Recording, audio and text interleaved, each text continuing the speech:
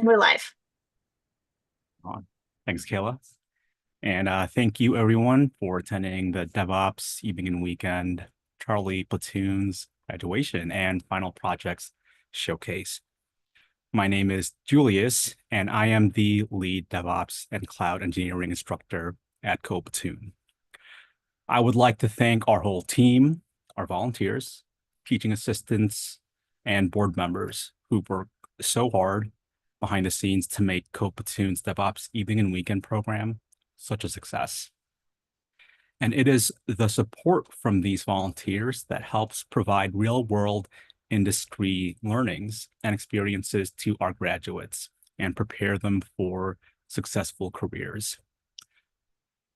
For those of you who are not familiar with Platoon, we are a nonprofit coding bootcamp with a mission to help veterans, active duty service members, and military families launch successful careers in tech. These graduates have just completed an intense 28-week DevOps and Cloud Engineering program. For 3 evenings a week and all day on Saturday, they have dived deep into the curriculum and solved hands-on assignments, learning together as a group. The projects that you will be seeing this morning result from the graduates applying everything that they have learned over the past 6 months.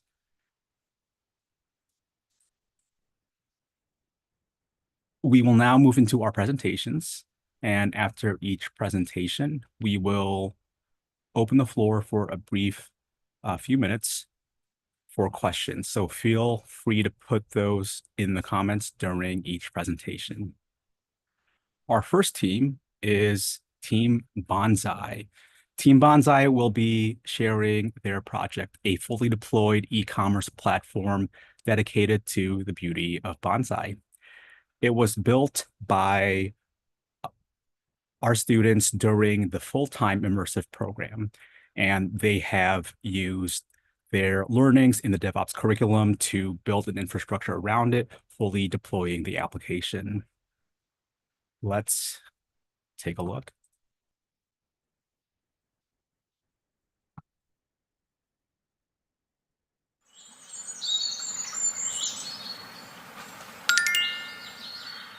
Hi, everyone, and thank you for being here today. I'm excited to introduce you to our Platoon DevOps capstone project, Bonsai.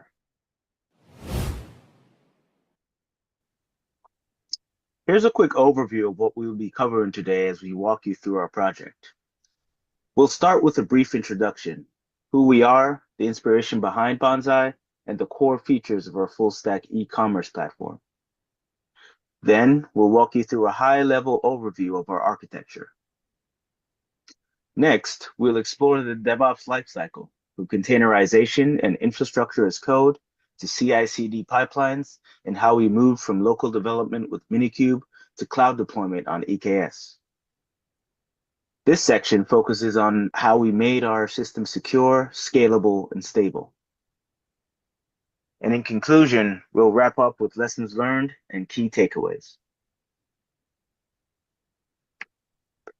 Team Bonsai consists of myself, Mikhail Waddell, Aisa Barbosa, and Damon Gilden. Let me introduce you to our fully deployed e-commerce platform dedicated to the art and beauty of bonsai, which you can access right now at mwbonsai.com.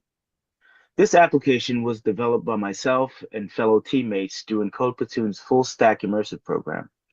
Our vision was to create a space for bonsai lovers to purchase plants and accessories, read and write blog posts, chat with like-minded individuals, and discover local plant nurseries all in one place.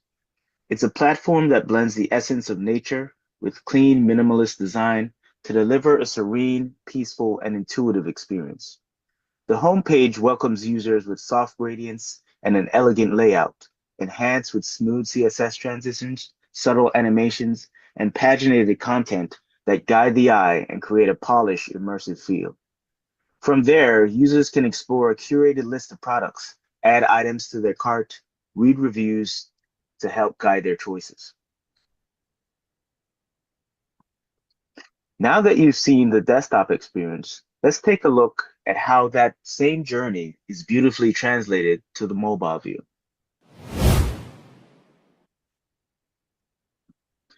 While our desktop experience emphasized elegance and clarity, we knew this was just as important to create a rich, responsive mobile experience. That's exactly what we built. You can scan the QR code on the slide to instantly access the mobile version of MW Bonsai. From the mobile homepage, users can log into their profile and unlock personalized features, including daily Zen quotes, local weather updates, and access to interactive 3D bonsai models. With Google Maps integration, users can explore nearby bonsai nurseries based on their location. And thanks to augmented reality feature, they can view bonsai plant in their own space using the phone's camera. Everything is just a tap away, whether it's chatting with our Zen AI chatbot, browsing the bonsai blog, or shopping for plants and accessories with seamless mobile navigation. Here is a high-level overview of our architecture. It all starts when we push code to GitHub, which triggers our GitHub Actions workflows.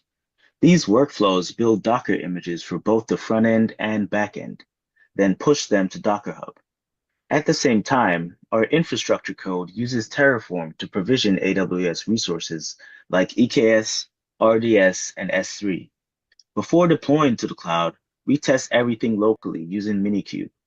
Once verified, the Docker images are deployed to AWS EKS, where Kubernetes orchestrates the pods. The backend connects to a PostgreSQL database hosted on RDS, with secrets securely injected using AWS tools. We monitor the entire system with CloudWatch and use Lambda to automate daily database backups. This end-to-end setup lets us ship code quickly, safely, and reliably, from local development to full production.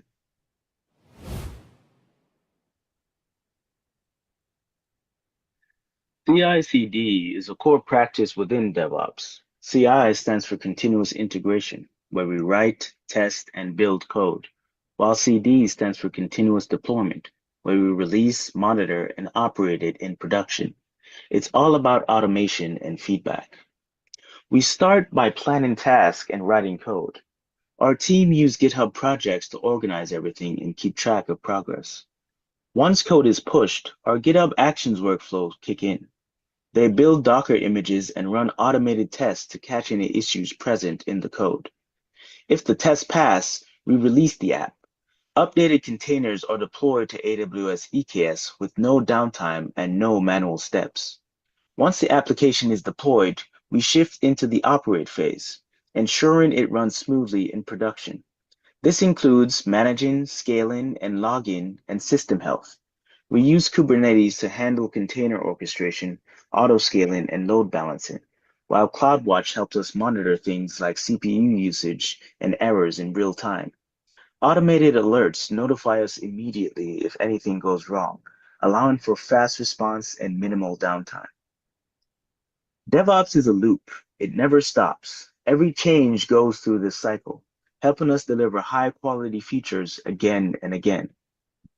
This is the full tool chain that powered our Bonsai app from start to finish. We collaborated using Slack, Zoom, and GitHub projects and Figma to plan features, assign tasks, and stay aligned as a team. For development, we used a modern stack of React for the front end, Django for the back end, and Chakra UI for component styling. Everything was containerized and tested using Docker, PyTest, and GitHub Actions. We developed and tested locally with Minikube, then used Terraform to provision infrastructure and deploy our application to AWS EKS. In production, G-Unicorn served our Django backend, while Nginx acted as a reverse proxy. For observability, we leverage CloudWatch and EventBridge to monitor logs, trigger alerts, and keep our system healthy and reliable. I'll now hand it over to Haisha, who'll talk about Docker. Thank you, Mikhail. Now let me talk about Docker. That was the core of a development workflow. It let us containerize the front end, back end, and database, so everything ran the same on every machine. Using a single Docker compose.yaml file, we launch our entire stack, React front-end, Django API, and PostgreSQL database with just one command. By defining environments in Docker files, we avoid the work on my machine problem. We use multi-stage builds, for example, compiling the React app in a Node.js container and then moving just the final static files into a lightweight Nginx image for production. Docker volumes help persist a database and support live reloads during development. Internal networks let services talk to each other, just like they would Kubernetes. This made local development fast, predictable, and easy to scale up later. This illustration shows how we use a Docker and Docker Compose to run an application locally. On the left, we have a Docker compose.yaml file. This is where we define all the services in your app, the front end, back end, and database. Docker Compose reads this file and builds each service using the corresponding Docker file. Once the images are built, Docker runs them as separate containers, one for the React front end, one for the Django API, and one for the PostgreSQL database. We also define volumes to persist data and enable live development changes, and we set up a shared Docker network so all the containers can communicate with each other securely. This setup gives us a clean, consistent local environment that mirrors production, perfect for testing and debugging before we deploy. In this diagram, we show how we run the full Banzai app locally using Docker Compose. The app has 3 parts, and each one is inside its own Docker container, but works together as one system. A database runs in a container and uses a volume called Postgres data to keep data safe, even if the container restarts or stops. The Django backend waits for the database to be ready, applies migration, and then serves both the admin panel and the API. It also uses volumes to store static files and media uploads.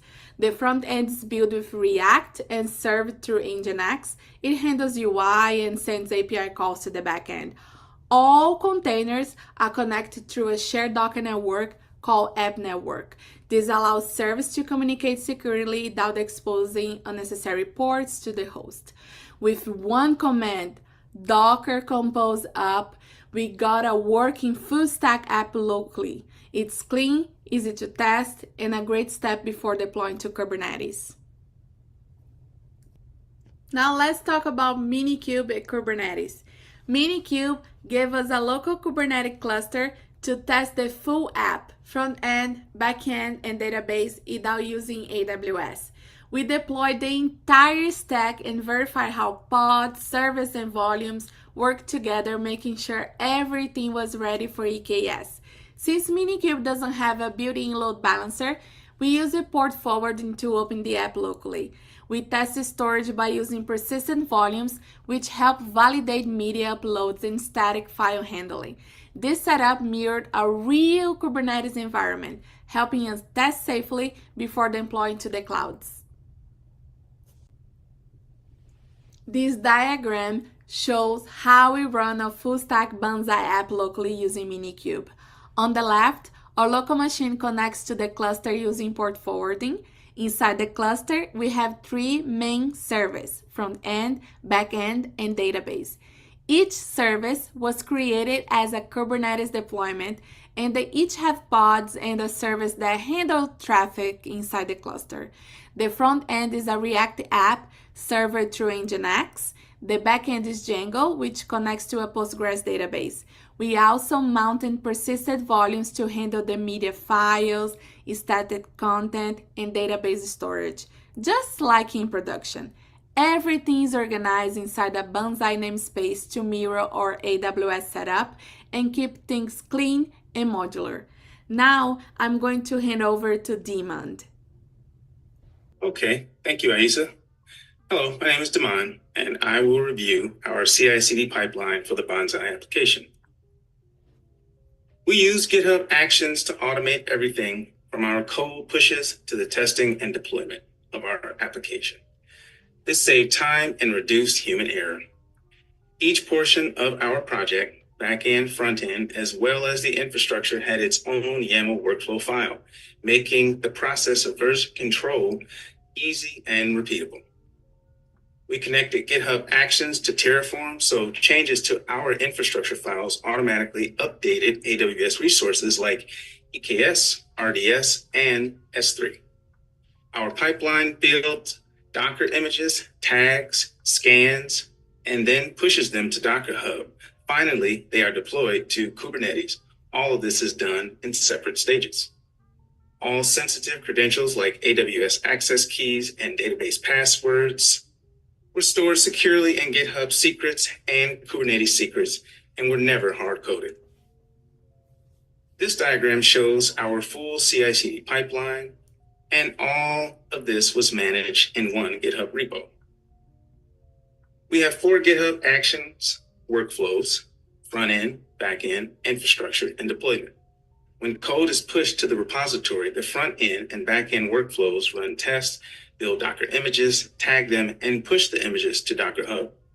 If we merge infrastructure changes, a Terraform workflows runs to update our AWS resources. This includes EKS, IAM roles, RDS, and S3. Once this pipeline has succeeded, our deployment workflow applies the latest images to our EKS cluster using kubectl apply command. All secrets like AWS access keys and Docker Hub tokens are secretly injected at runtime. Altogether, this setup lets us deploy both the application and infrastructure changes quickly, safely, and automatically. Now I'll discuss the Terraform portion of our CI/CD. We use Terraform to define and deploy all of our AWS infrastructure things like EKS, RDS, S3, and IAM roles. Instead of clicking around the AWS console, we wrote everything in Terraform files. Terraform handles the provisioning of our AWS resources automatically, making it reliable and reusable. Our infrastructure also tracks what's been deployed using a state file, which we stored in S3 with a DynamoDB lock to prevent conflicts when working as a team.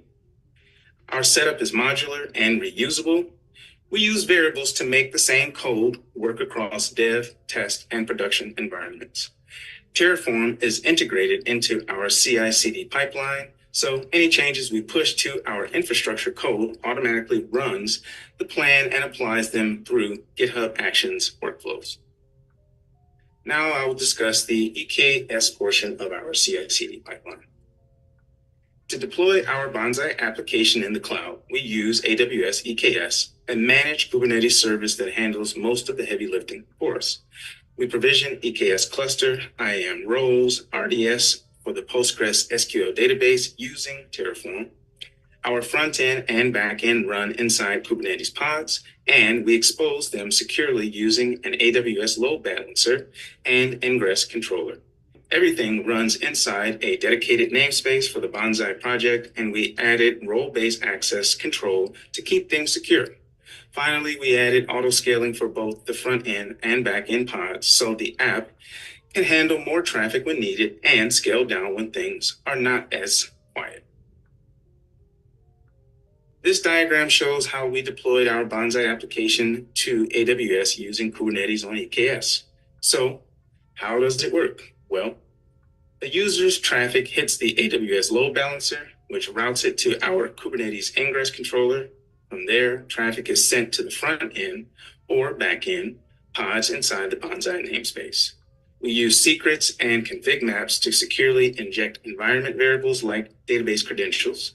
The backend connects to a managed Postgres database on AWS RDS media using EBS volumes. Horizontal pod autoscalers automatically scale our pods based on CPU usage. All of this is provisioned with Terraform and deployed using GitHub Actions workflows, giving us a secure, scalable, and fully automated. Now I will pass it over to Mikhail. To keep our app reliable, we added monitoring and automated backups. We use AWS CloudWatch to track key metrics like CPU usage and set up alarms to alert us if something spiked. When those alarms were triggered, AWS SNS would send us real-time email alerts. We also built a custom Lambda function written in Python that takes daily RDS database backups. This backup system runs on a schedule using EventBridge and notifies us by email whether the job succeeded or failed. Together, this gave us the peace of mind that everything was being monitored and backed up without manual work.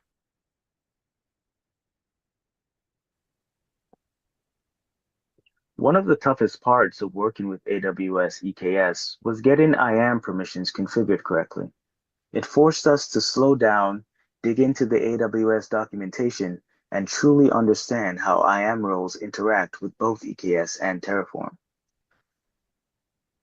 We also ran into tricky ingress issues with Minikube running on WSL, which led us to use port forwarding. Another critical takeaway was the power of documentation. Clear, consistent documentation helped us keep aligned as a team and collaborate effectively, especially when juggling multiple tools and environments. And of course, the biggest lesson of them all, we didn't just operate as a team, we operated as a family. Whenever someone was stuck, someone else jumped in, we communicated, supported each other, and grew stronger together, just like Dom would have wanted. We covered a lot, from planning and coding to automating builds, deploying with Kubernetes, and monitoring with AWS. But this journey wasn't just about tools or infrastructure. It was about learning how to collaborate, adapt, and build something meaningful as a team. We're incredibly proud of what we achieved, and even more grateful for the support we got. A huge thank you to our instructors for guiding us through the DevOps course, and to the entire Platoon team for creating an environment where we could grow, experiment, and thrive. We're excited for where these skills will take us next. If you have any questions, we'll be glad to answer them now. Thanks again.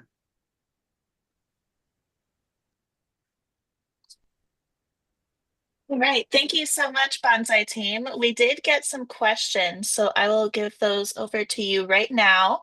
The first question is from YouTube. What were some of the biggest technical challenges your team faced during the project, and how did you overcome them? I can take that one. I think one of our major challenges was configuring IAM permission on AWS EKS correctly. It forced us to slow down, read to AWS documentation truly, and understand how those permissions interact with Terraform and Kubernetes. And I think another tricky issue was managing ingress with Minikube on WSL. We solved that by using port forwarding, documenting every step for future use. Awesome, thanks, Asa. Does anyone else want to share? Yeah, I concur with everything Aisha said. And looking at the documentation really helped us go through these problems. Awesome. Yeah, I can see how that would be really helpful. The second question for your team, what was the most valuable lesson your team learned beyond the technical skills? I can answer this one. Communication was really a valuable lesson that we learned because, as a group, working with a group is inherently complex. Everybody, we have to learn how to communicate our strengths, and when we have blockers, share with the team. And like I said, we really bonded together as a family because we helped each other make a successful product. Awesome. I heard your Fast and Furious reference. That was great. Does anyone else want to share? I agree with everything Mateo said. Great. That I think is all. Yep, that's all the questions. Thank you so much again, Bonsai team. Back to Julius to continue with the PokeClone team. Right on. Thank you, Kayla. And again, thank you, Bonsai team. That was a great presentation. I really enjoyed the whoosh sound effect. Awesome work. Okay, next up we have team Team Rocket. Team Rocket's project walks through their deployment of PokeClone, an educational web app with the goal of providing users a collaborative Pokemon-inspired experience. Let's take a look.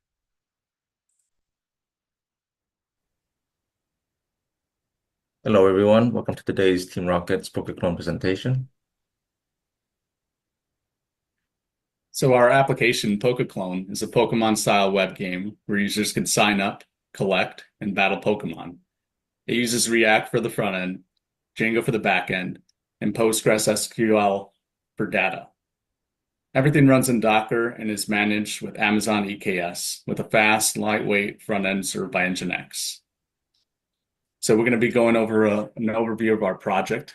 First, we'll do introductions, then the C4 diagram. We'll take a brief look at our README, go over Terraform, Docker and Docker Compose, Kubernetes and EKS, CI/CD, AWS monitoring, a quick demo, and some reflection of what we learned through this project. Myself, I was a Marine Corps veteran who served from 2014 to 2019 in the Marine Corps as a flight equipment technician, or also known as the helicopter mechanic. I got out and I wanted to go to tech primarily because I wanted to, I guess, move into a different career where it's more like it's as interesting as the career I was in when I was in the Marine Corps. But also I wanted to learn more about how big companies scale their apps to like thousands, millions of users. That's it from me. Over to you, Flo. I am also a Marine Corps veteran from 2011 to 2016. I was a radio repairman in the communications field. After that, I worked in Utah for Intel and Micron at a semiconductor facility where I was a technician and then an engineer. Afterwards, I moved back to Chicago, and now I work in the build and automation field as a controls technician. And I'm looking to expand my skills and go into the DevOps field. Jeremy? Yeah, I was an Air Force veteran and current Texas National Guardsman as a Joint Terminal Tech Controller. When I transitioned out of active duty, I joined the IT field as a cybersecurity technician, and this opportunity came up for this course. So I joined this cohort to hopefully gain fundamental DevOps and cloud knowledge so I could branch into cloud operations and grow my career outside the military.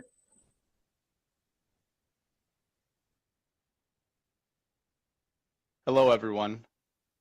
My name is Florin, and I'll be walking you through Team Rocket's C4 diagrams. A C4 diagram is a visualization of the architecture of a software system.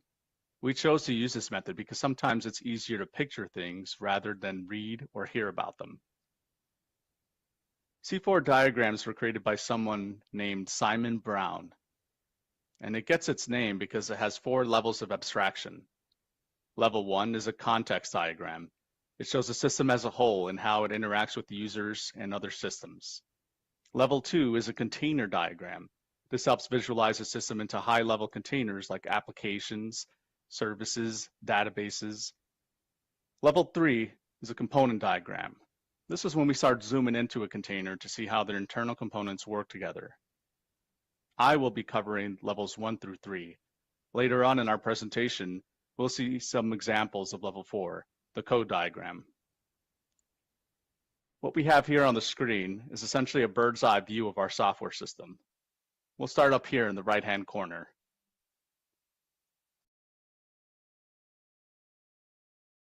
This is our development team. We spent some time putting the pieces together. Afterwards, once we tested locally and made sure things look good, we push it to our GitHub repo. From there, we execute GitHub action workflows that automate the process of creating our infrastructure and deploying our application to AWS Cloud. First and foremost, we provision AWS resources through Terraform. Some of the resources we provision include a VPC, public and private subnets, AWS Internet Gateway, a NAT gateway, S3 bucket, Postgres RDS, Amazon Elastic Kubernetes services, and SNS. We will cover those resources in a later slide. Once we have our infrastructure set up and confirm that it's working, we then move on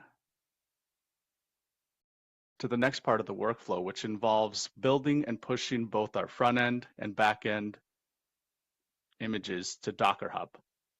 So our workflow will essentially build a front end image, it'll also build a back end image and push both of those to Docker Hub.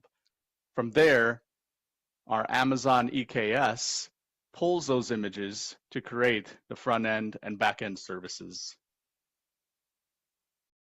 Thus, our pods are created. A general example of how data would flow for our application would start with the user through a web browser, accessing our application via AWS Cloud. The request would then get routed to the appropriate service. We'll dive into an example of this on our next slide. To recap for this slide, we looked at the big picture of main building blocks of our application. This included AWS resources, Docker Hub, GitHub, and AWS Elastic Kubernetes services. This architecture prioritizes scalability through containerized services in EKS and ease of deployment with GitHub CI/CD. Thank you. See you on the next slide. Hello, everyone.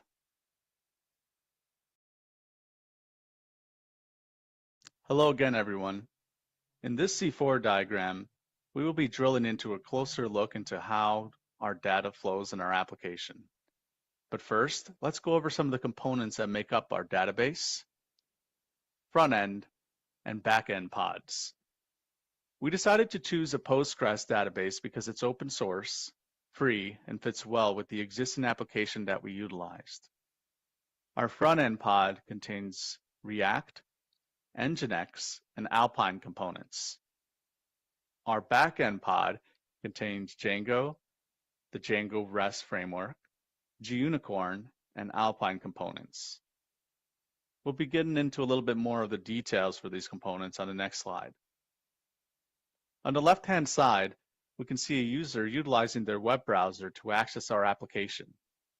When the user clicks the Capture Pokemon button, this triggers an HTTP request, which Nginx serves to the React component of our front end.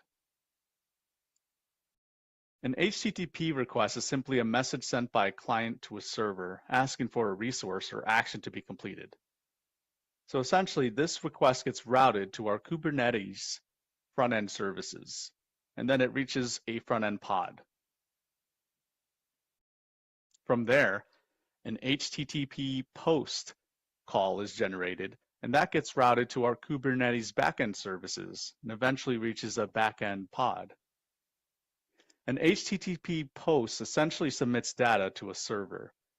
In this case, we are submitting the capture of a Pokemon and any related data. After receiving the HTTP post, the backend services through Django generate an ORM create call that gets routed to the database. An ORM pretty much stands for Object Relational Mapper. This is used to help effectively translate our application requests to the SQL language that our database uses. Once that is completed successfully, the ORM submits a confirmation of the success to the backend pod.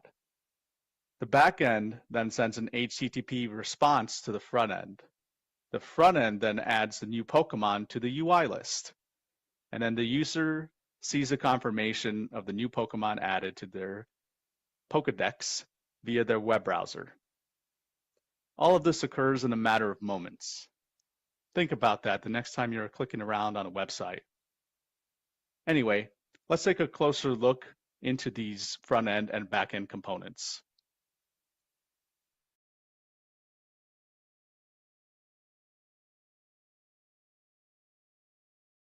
Hello again, everyone. Let's dive into these Kubernetes pods. Our front-end pod contains React, Nginx, and Alpine components. Nginx is a high-performance web server and reverse proxy. It serves the static React front-end, files like index.html, .js, .css. It acts as a lightweight web server on port 80 inside the container. The React component is a JavaScript library for building interactive user interfaces. It sends API calls from the browser to the backend. In our backend pod, we have components like Django, Django REST Framework, JUnicorn, and Alpine. JUnicorn operates between the web server and the Django app. It handles incoming HTTP requests, passing them to Django for processing. It can run multiple workers and efficiently serves a backend portion of the app. Workers are the actual processes that handle incoming HTTP requests. The best analogy I've heard is essentially thinking about a restaurant. The user is a customer at a restaurant. The kitchen is JUnicorn, and the chefs are the workers. More chefs mean more food, aka output for the customers. The Django and Django REST framework is a full-stack Python web framework. And the DRF, aka the Django REST framework, is an extension for building REST APIs, processes, API logic, and database operations. Both our front-end and back-end pods utilize Alpine to help keep our image size lightweight.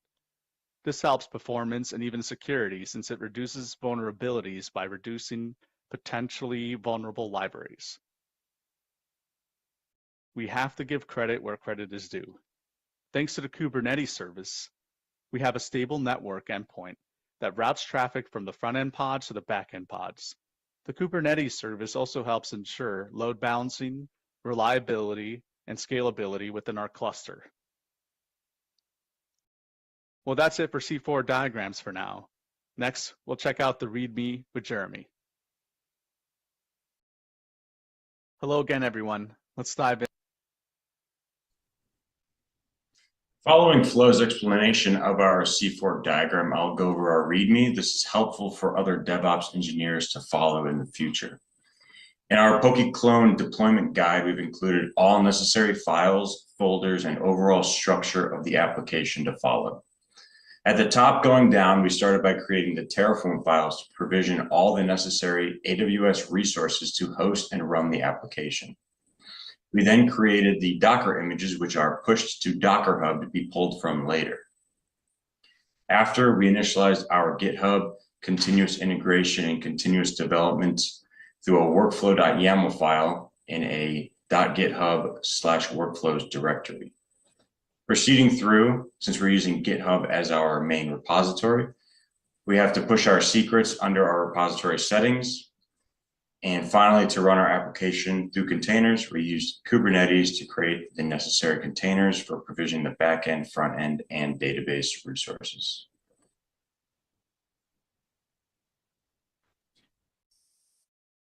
All right, let's cover Terraform. So you can think of Terraform like a recipe book for cloud infrastructure. Instead of clicking buttons in AWS or Azure to build things like servers or databases, you write a recipe. And Terraform follows it every single time.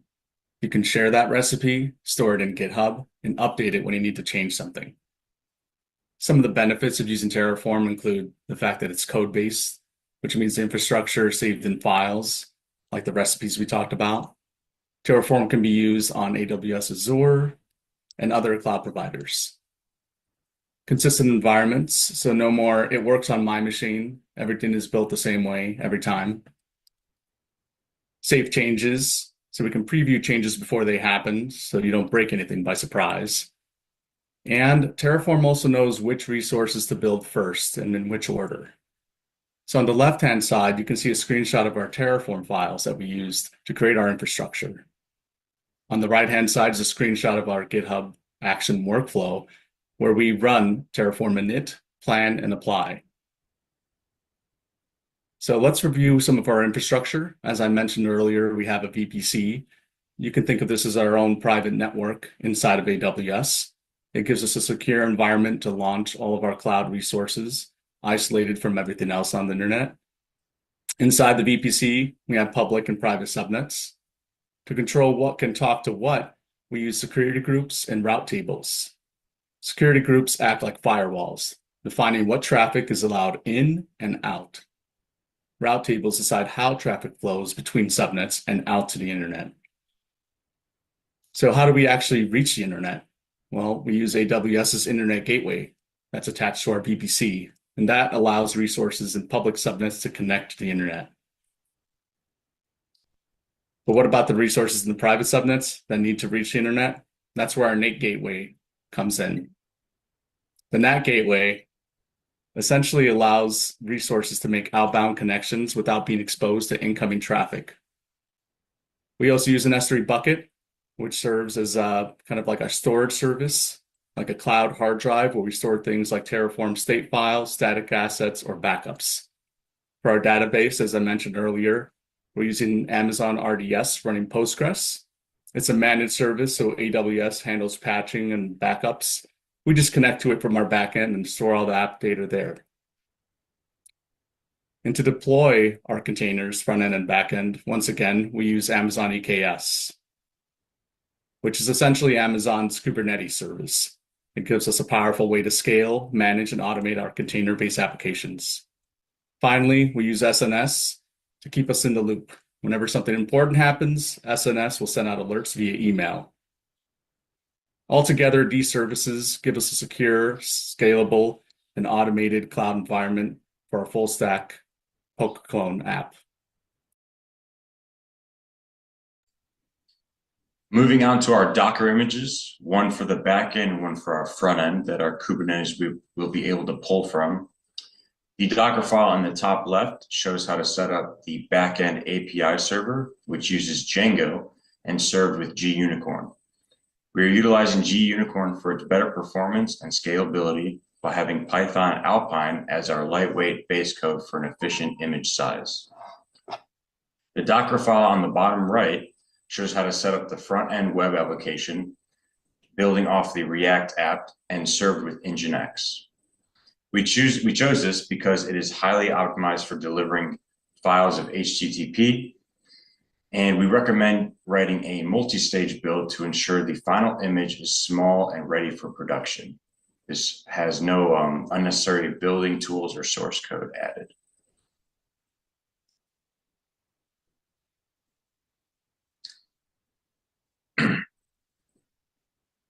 The built Docker containers or images can be orchestrated with a Docker Compose file listed here.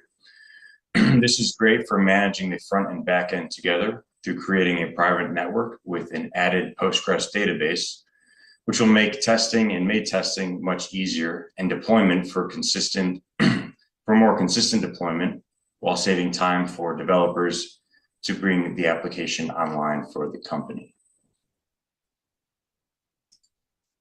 Going into Kubernetes and starting with our backend, to help automate the deployment, scaling, and load balancing, we are choosing to use Kubernetes to run the application containers. The backend deployment manifest file specifies the Docker file to pull from, how many replica containers to run, which can be adjusted later, and pulls from our Django secret file for the database. The backend service file creates an IP address and DNS name for other services to reach while listening on port 8000. The load balancer type provisions an external IP through AWS for public access. For our Kubernetes front end, our deployment file specifies which Docker image to run, how many replicas to produce, and we added in a startup and readiness probe to monitor the app's health. The startup probe will check if the app is up and running, and if it fails, Kubernetes will restart the application to keep uptime. The readiness probe checks if the app is ready to serve traffic before pushing it to the load balancer. Both of these ensure quality control of the launched application. The front-end service file will forward traffic to the appropriate pod and exposes the application using the load balancer through port 8. Going on to our Kubernetes database, The Postgres deployment file creates a backend database container inside our Kubernetes cluster, providing persistent data store for the application. It pulls from our Django secret file to securely integrate with Kubernetes. The Postgres service manifest file creates a stable endpoint through port 5432, where external users can't have direct access while connecting to our app. We chose Postgres because it is often a default database for application and works better with Django. We also added in Kubernetes horizontal pod autoscaling files. These autoscaling Kubernetes files will adjust the number of front-end and back-end pods for deployment based on real-time CPU usage. This will help the application handle load spikes for uninterrupted services for users while conserving resource usage to minimize the cost for the hosting company.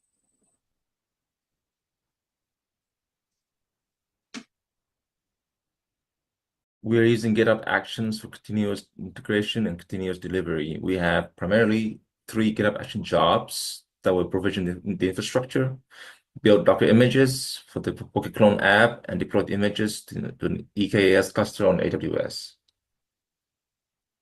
The first job runs Terraform init, plan, and apply. As mentioned earlier, we're using Amazon S3 and DynamoDB to store our Terraform state, so this job can be run repeatedly without causing side effects. The next job runs only after the Terraform job succeeded. This job checks the repo out, builds Docker images for both the front end and the back end, and pushes them to Docker Hub. We're also using GitHub Actions to run number to version our images to avoid unexpected changes from occurring without being able to roll back our Kubernetes deployments to a prior working state. The last job runs after our Docker images for our Pocket Clone app have successfully been pushed to Docker Hub. This job uses the kubeconfig to authenticate with our EKS cluster and updates the Docker image versions of our deployments to use the images that have just been pushed to Docker Hub. We mentioned monitoring and alerts earlier because just deploying your app isn't enough. You need to know when something goes wrong. So here you can see a few screenshots. We have an email where we received a CPU high alert, which was set up in SNS and CloudWatch. And then we also have an RDS snapshot topic, which pretty much notifies us when a backup takes place. The big picture here really is monitoring gives you visibility, but alerts give you time to react. By combining CloudWatch and SNS, we turn passive data into active warnings, helping us keep uptime high and panic low. The quote I heard recently pretty much goes like this: it's not just about catching failures, it's about building confidence in your infrastructure. All right, so let's go to live demo. First, I'm gonna get the URL for our front end.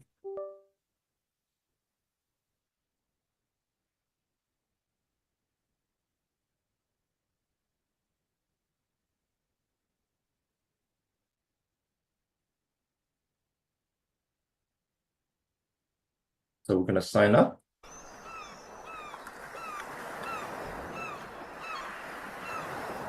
As you can see, we have the app deployed. You can also see that the auto scaling works by scaling the app. And we are going to do that by going to one of the pods. So we can first see that there's only one pod for the front end and the back end. So right now we're going to try to scale the back end. So let's shell into the back end.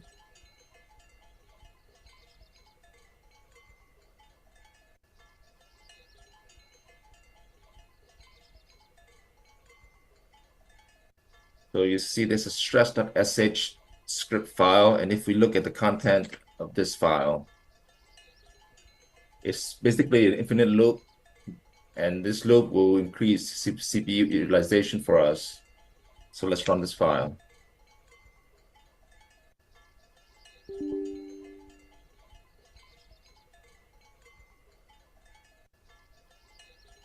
And on this other terminal screen I have here, let's check the number of pods that we have running right now.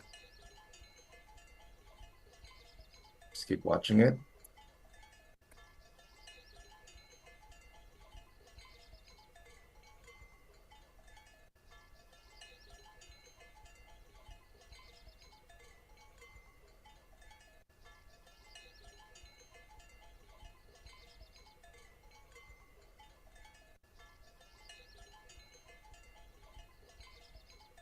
As you can see, 3 pods just pulled up. And so that's an example of how the horizontal pod auto scaling, like Jeremy mentioned. So let's kill this shell script. And let's go back to our presentation. So for me, one of the things that I couldn't figure out in the end was how to get internal pod-to-pod communication to work. So in order for our backend or for our front end to be able to talk to our backend, we had to expose our backend as a load balancer instead of using cluster IP.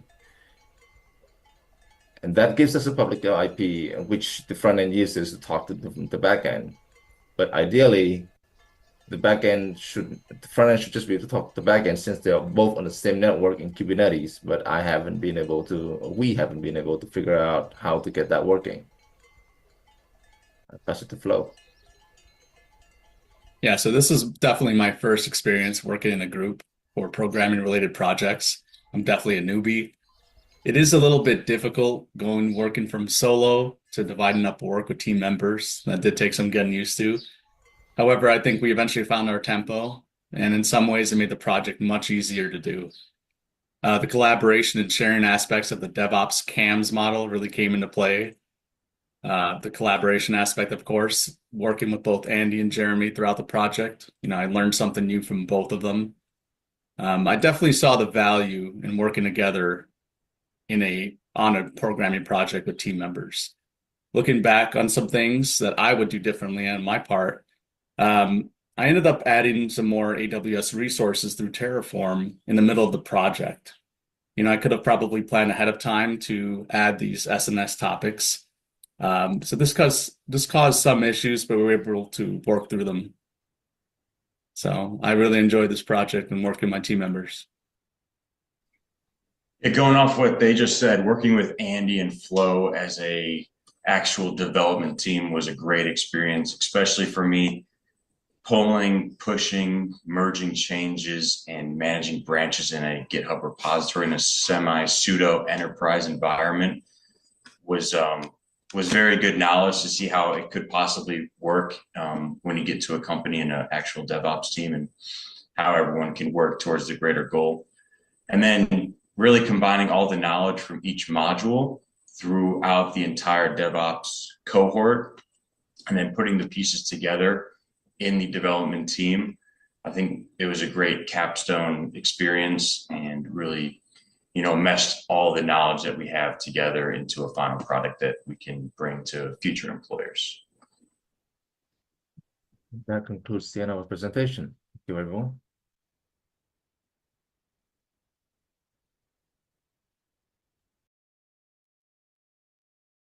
Awesome. Great job, PokeClone team. We do have a couple of questions that came in for you. First question, what part of the tech stack did the team find most enjoyable?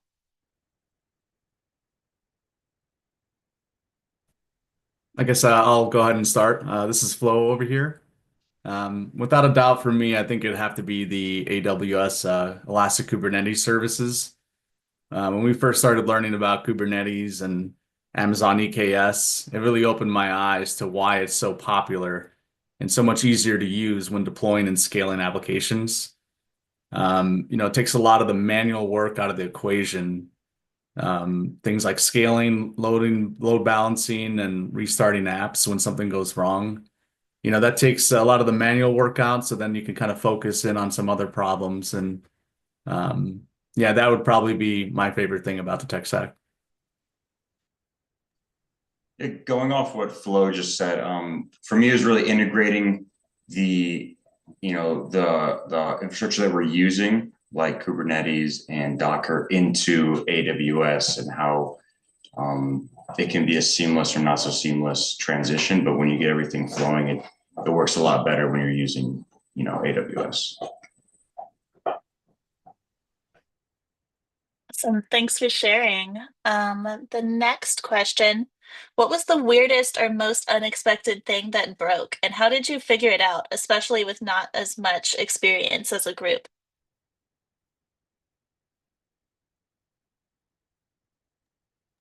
I'll go ahead and start again. This is Flo again. So one thing that comes to mind, I remember, we were each working on different parts of the project. We put everything together and then we tested locally. Everything looked great. The website worked and we thought we were good to go ahead and deploy to EKS and get things up on the cloud. And then once we did that, we found out that a bunch of things kind of broke, and mainly with the web page, the front end portion of it. So that was kind of annoying, but also, we spent some time troubleshooting, and even that was kind of a learning experience, because there's three of us and, one person's looking into one issue and maybe one of us is also trying to help him look into that issue. So it can get kind of confusing knowing, if we're on the same page, but obviously we're working together, on a Zoom call, so it's easy to communicate. But I would say, yeah, it was a little bit of an experience to see it work locally and then crash, on the cloud.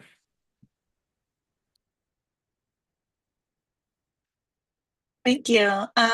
Does anyone else have an experience they want to share?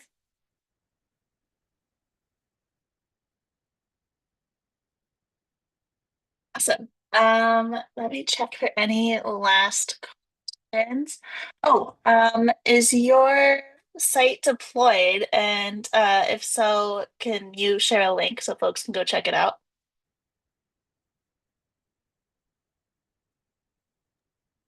It used to be deployed, but we just recently took it down to save costs on the cloud. So, Gotcha. sorry about that. No problem. Thank you so much both of the teams. Everyone did a great job. Back to Julius for the graduation portion of this event.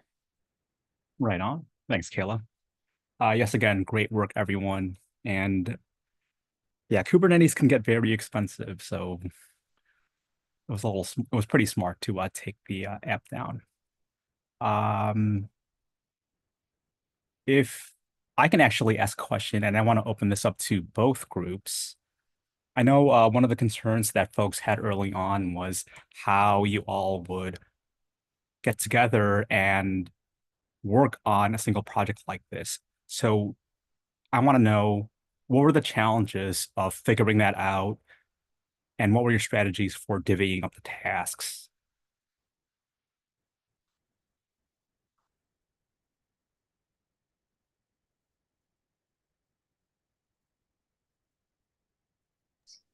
Speaking for Team Rocket, we kind of went to our strengths. We had a group meeting, and which part of the tech stacks people are most comfortable with, and we divvied it up that way, and it was pretty easy. For Team Bonsai, we kind of did a similar thing. Like you said, we used GitHub project to split up the task, and it was kind of easier for us because I'm way more familiar with the full stack application, seeing as I did it in the full stack cohort. So it was pretty simple for our team. Right on. So no arguing over the same parts of the tech stack. Cool. It looks like there's also one more question inside of the YouTube chat. So let's see. If you can start over and do it again, what would you have done differently? Hello over here. I think one thing I would have done better is early on, I was kind of hesitant to reach out to my team members. I felt like I should troubleshoot on my own or focus on my portion of the project. As we started working together, putting the pieces together, I realized that, maybe I could have saved some time if I had reached out and, sought help or advice. So for me, it's more about communicating early on as opposed to ignoring things and trying to figure them out on my own.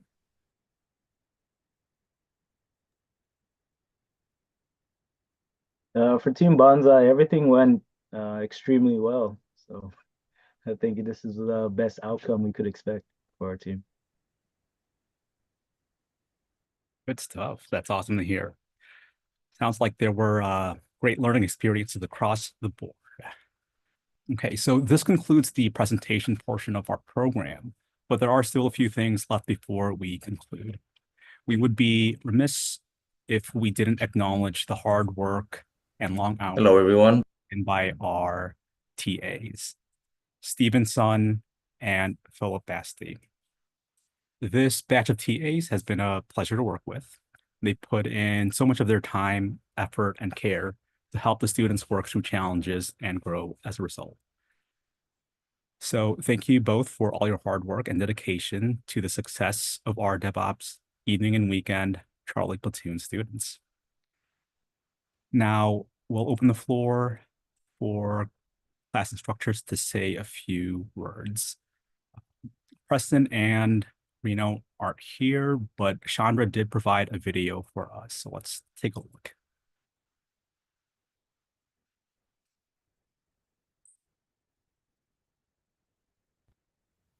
Hello everyone, I am Instructor Chandra and I have the privilege of being your instructor over the past 6 months. From day one to today graduation day, what a journey it has been. Teaching on Saturdays became my weekend rituals. I always had YAML files and CI/CD pipelines to look after. And honestly, spending those evenings with you in the classroom was a highlight and I am really going to miss it. I can tell you today that DevOps and cloud are some of the most in-demand areas in tech. You have tackled complex concepts, lessons, labs, and survived so many assignments. And now, look at you. Today, you are job ready and cloud certified warriors. So, congratulations to each one of you and to your families and friends who supported you. Speaking in the language of DevOps engineers, may your jobs never fail, may your builds never break, your pods always stay healthy. And speaking for the classroom, the amazing students, I am going to miss the C4 diagrams of flow, Jeremy, your demos, technical solutions of Lammer, and presentations of Andy, and the long never-ending discussion with Miguel. And Haisa, I must meet you when I come to Norfolk again. With this, I want to give a huge shout out to my incredible colleagues, our program manager, Adam, and our lead instructor, Julius, and also the fellow instructors, Preston and Reno. You all made this experience awesome. A special thanks to our TA, Stephen.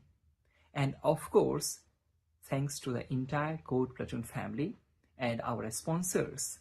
Without you, this program would not have taken off. Wishing you all the best. And remember, graduation isn't goodbye. We are still here whenever you need us, like a reliable backend service deployed on EKS, isn't it?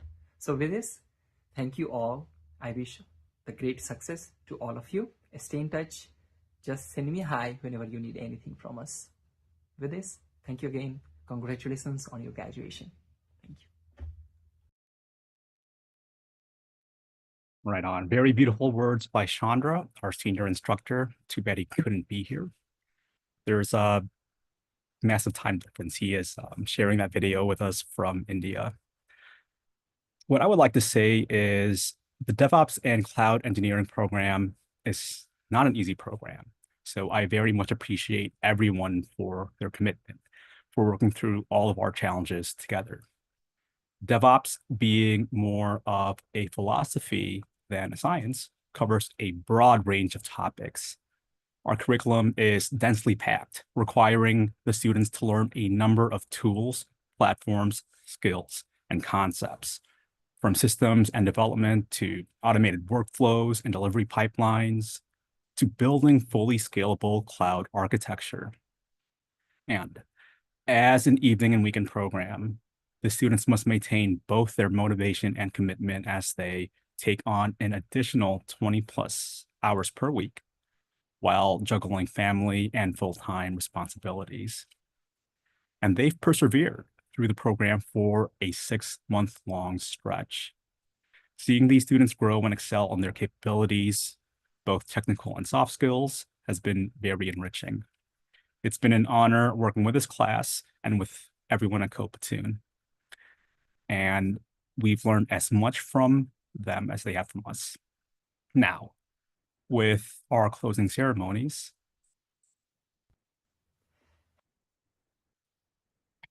I would like to congratulate Aisa Barbosa. Congratulations. Next, we have Lauren Chiaperchiuk. Congratulations. Demond Gilden. Congratulations. Jeremy Weigel. Congratulations. Andy Nguyen. Congratulations. And Mikhail Waddle. Congratulations. This concludes our ceremony for today. Thank you all for participating, and we hope to continue seeing you at Platoon.